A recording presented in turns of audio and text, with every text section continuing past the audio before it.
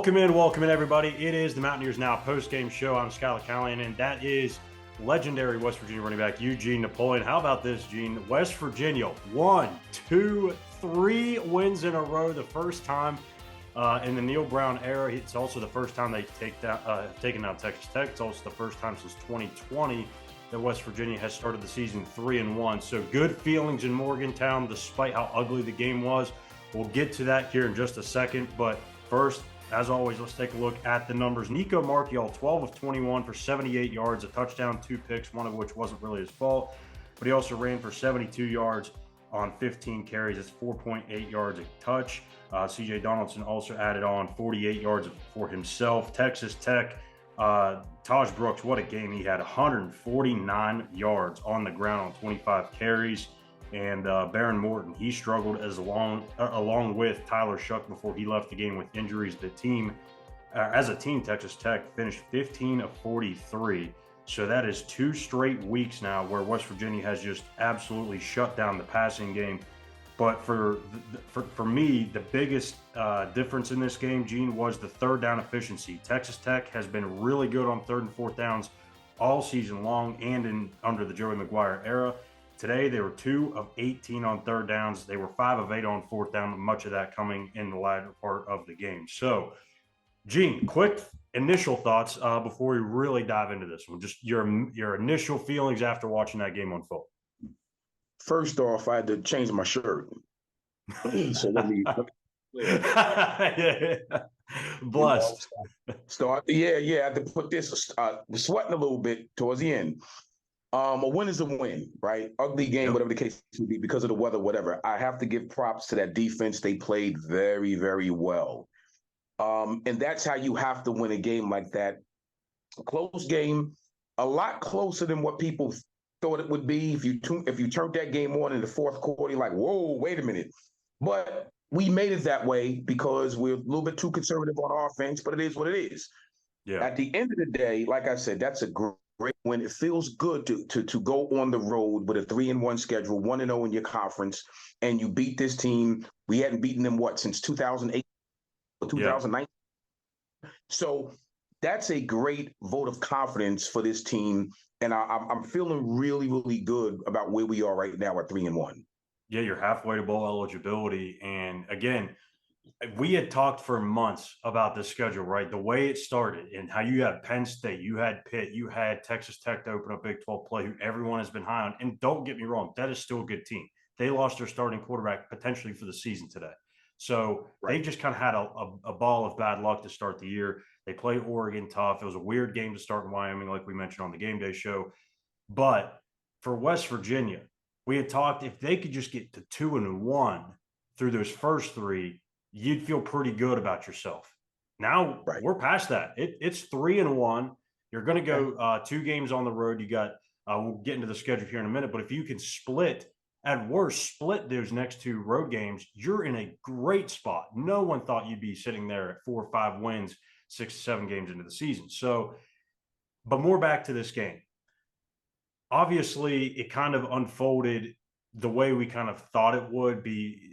Very similar to what the backyard brawl was a week ago, where it was run the football, make a lot of easy, quick throws for Nicco Marchiol, maybe occasionally take a shot downfield a time or 2. But to me, again, like you said, they were very conservative with their play calls. And I think at some point, it doesn't have to be – it actually may have to be next week that they are going to have to open this thing up, whether it's Nicco or whether it's Garrett Green. Because if not, these teams are just going to sit back and pin their ears on this run game.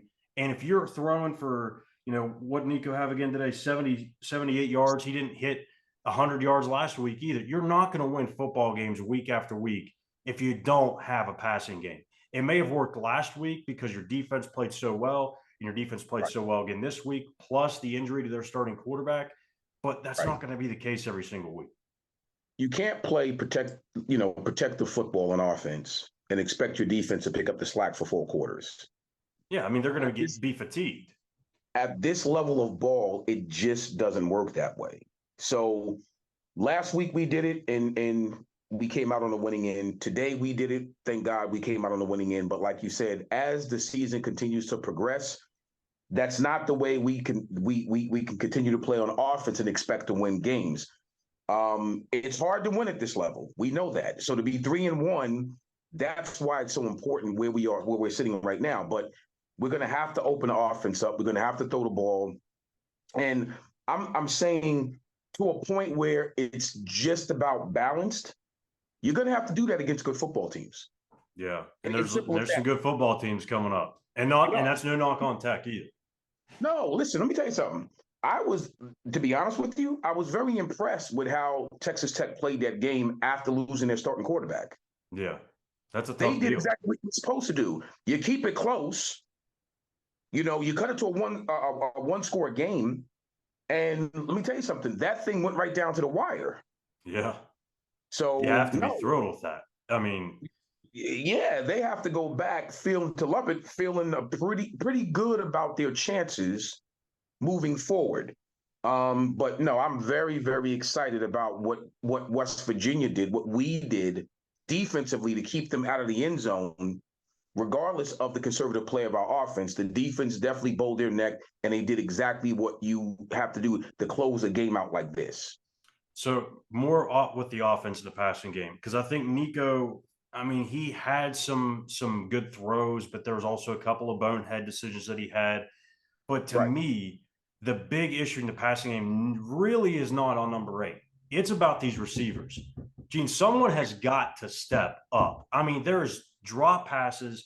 There is failure to get separation. There is an inability to make guys miss in space. I mean, Cortez Braham, and I don't like to single guys out, but it's just popping into my head. He has a wide open lane for 20, 25 yards, and he can't make the guy miss. He did bounce back from that later on in the game and made a guy miss, so credit to him. But those are the things that they need to have happen. They have to get yards after the catch, especially if they're not pushing the ball downfield. You got to make up for it somewhere. So now, to me, the alarming thing with that is where's all these Jeremiah Aaron, where's Jarrell Williams, where is Noah Massey, where's all these Jashawn Pokes of the world? Where are these guys? Why are they not on the field? The two guys that are on the field the most outside of Devin Carter are former walk-ons. Yeah. See, okay. Here's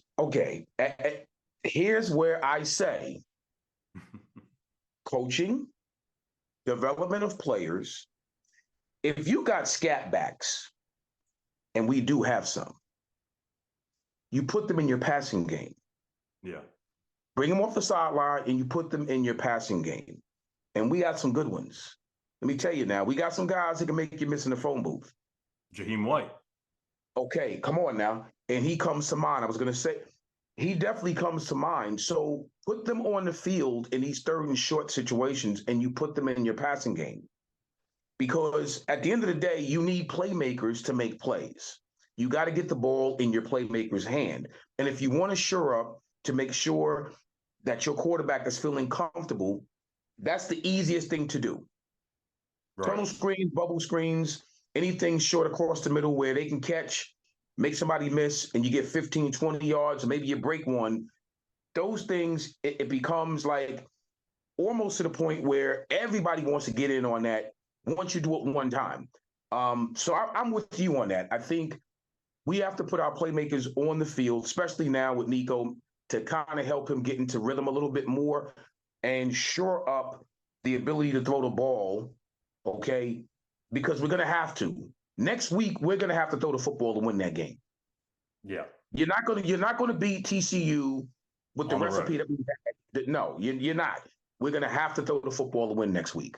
And that's going to be the big kind of question mark going into next week. Is Garrett Green going to be healthy enough? And if he is, what does that look like? I mean, is he going to be, 100%? Who knows? But defensively, again, hats off to Jordan Leslie and that side of the unit, or that side of the team, because they played lights out for 2 straight weeks against Power 5 opponents, and they have looked absolutely dominant at front seven. We have talked about that front seven so much because I don't think it gets the recognition nationally that it deserves. That was a big question mark coming into the season. And they have played lights out, man. I mean, it was 3 and out, 3 and out, 3 and out, 3 and out in that first half. And that was even when Tyler Shuck was in the game. Absolutely. So yeah. They stepped up. Huge. If I had hair, I'd put it on fire. That's how excited I am about our defense, man. They played 2 weeks in a row. They played well. They showed up. They did what they had to do, and that's the mark of a good team as well. When your offense is a little bit more conservative and it's not tearing up the scoreboard or whatever, you keep your defense where they're playing well enough to kind of coincide with your offense until your offense is playing well enough to start exploiting your opponent's defenses. And when you can do that, now you come together and you got something special. So I'm really looking forward to seeing how we're going to progress offensively, throughout the course of the schedule. Last thing before we get out of here, because I have to ask you, Gene, is the hot seat coming down in temperature? Because it's still a long season. The offense has not looked good. We don't know how bad Pitt is. Texas Tech lost their starting quarterback early in this game. So, I mean, there's a lot of tough games on the schedule left. Who knows where the season goes? Right now, it's looking like a good start. 3-1, your only losses to one of the top 3 or 4 teams in the country. But, I mean, there's going to be some challenging games coming up here. So where is that hot seat meter right now for Neal Brown? Well, I'm going to say this. The verdict is still out. That's fair. I think that's fair. And if 10 is blazing, I mean, the whole house is ablaze at 10, I'm going to say the seed is probably still at 6. I think that's a fair number. Yeah. Between 6 and 7. Because, I mean, TCU, BYU, Oklahoma, Cincinnati. I mean, there's some tough games on here, Gene. Absolutely. So we don't know what the season's going to look like. You know what, Schuyler? I'll say this. If the offense plays the way it played today, that's going to be a problem with the rest of our schedule. Fair enough? 100%. Okay, because 100%. That means the defense is going to be playing a lot more than your offense if you get the 3 and outs because of the conservative play calling and the conservative play of our offense. And so by November, that's not going to be a good good thing that you're going to have on your hands. Because the depth is going to be beaten up and everything. So not going to be a good recipe to win. Let's take a look at the road ahead for West Virginia here next week. They are in prime time again as they hit the road to take on TCU at 8 o'clock on ESPN2.